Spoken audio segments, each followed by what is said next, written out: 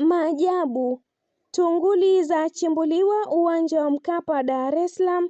Uchawi wa timu gani huu? Mashabiki wa mpira watupiana lawama. Tunazungumzia moja ya simulizi zilizotikisa mashabiki wa soka nchini Tanzania.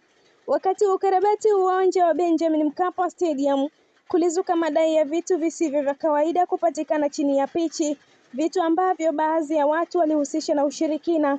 Lakini swali kubwa ni hili, je, ni kweli kulikuwa na ishara za ushirikina au ni tafsiri tu za hofu na imani za watu?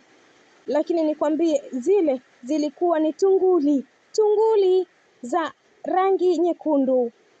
Uwanja wa Benjamin Mkapa Stadium ni moja ya viwanja vikubwa Afrika Mashariki, uliojengwa mwanzoni mwa miaka 2000 na kuwa kitovu cha michezo mikubwa nchini Tanzania. Hapa ndipo zinapochezwa mechi za watani wa jadi Simba Sports na Young Africans maarufu kama Kariakoo Derby. Uwanja huu si tu eneo la michezo, bali ni sehemu yenye historia, pressure na hisia kali za mashabiki. Katika kipindi cha ukarabati wa uwanja huu, hasa wakati pichi ilipokuwa ikifumuliwa ili kuwekwa nyasi mpya za kisasa, kuliripotiwa kuwepo kwa vitu vilivyopatikana chini ya ardhi. Baadhi ya wafanyakazi walidai kuona vitu kama mabaki ya vitambaa vilivyofungwa, vipande vya vitu vya ajabu visivyoeleweka na hata vitu vilivyoonekana kama hirizi. Habari hizi zilianza kusambaa haraka mitandaoni na kwenye vijiwe vya soka. Watu wakaanza kujiuliza, je, kuna mtu aliwahi kufukia vitu hivi kwa makusudi? Katika jamii nyingi za Afrika ikiwemo Tanzania, imani za ushirikina bado zina nafasi kubwa. Wengine waliamini kuwa vitu hivyo vilifukiwa ili kuasiri matokeo ya mechi au kulinda timu fulani ipate ushindi mara kwa mara. Kwa kuwa uwanja huu unatumiwa na Simba Sports na Young Africans, kila upande ulikuwa na tafsiri yake. Mashabiki waligawanyika, kila mmoja akijaribu kuunganisha tukio hilo na mafanikio au kushuka kwa timu yake. Lakini wataalamu wa ujenzi na matengenezo ya viwanja wanaeleza kitu tofauti kabisa. Wanasema wakati wa ujenzi wa viwanja mara nyingi kuna mabaki ya vifaa vya zamani. Vitu kama vitambaa au vipande vya plastiki vinaweza kuwa sehemu ya mifumo ya zamani ya mifereji au matabaka ya chini ya pitch. Pia wakati mwingine wafanyakazi huacha vitu bila kujua wakati wa ujenzi. Kwa hiyo si kila kitu kisichoeleweka ni ushirikina. Mara nyingi ni tafsiri ya binadamu juu ya kitu kisichoeleweka. Pamoja na maelezo ya kitaalamu, simulizi hizi ziliongeza msisimko mkubwa kwa mashabiki wa soka. Kariakoo Derby ikapata ladha mpya, si tu mpira bali pia ni hadithi za siri.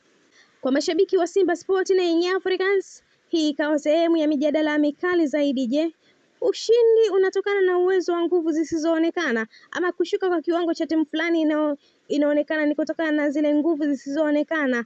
Mwisho wa siku ukweli unabaki kuwa hakuna ushahidi wa kisayansi unaothibitisha kuwa vitu vilivyopatikana vilihusiana na ushirikina. Lakini jambo moja ni hakika, soka si mchezo tu, ni hisia ya imani na simulizi zinazowafanya mashabiki waendelee kuamini na kuhusika zaidi. Na wewe je, unaamini haya ni mambo ya kawaida ya ujenzi au kuna kitu zaidi kilikuwa kinaendelea chini ya pichi ya Benjamin Mkapa Stadium?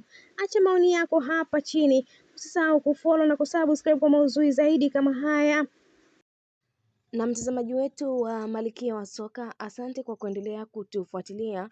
Usiache kufanya hivyo kila mara.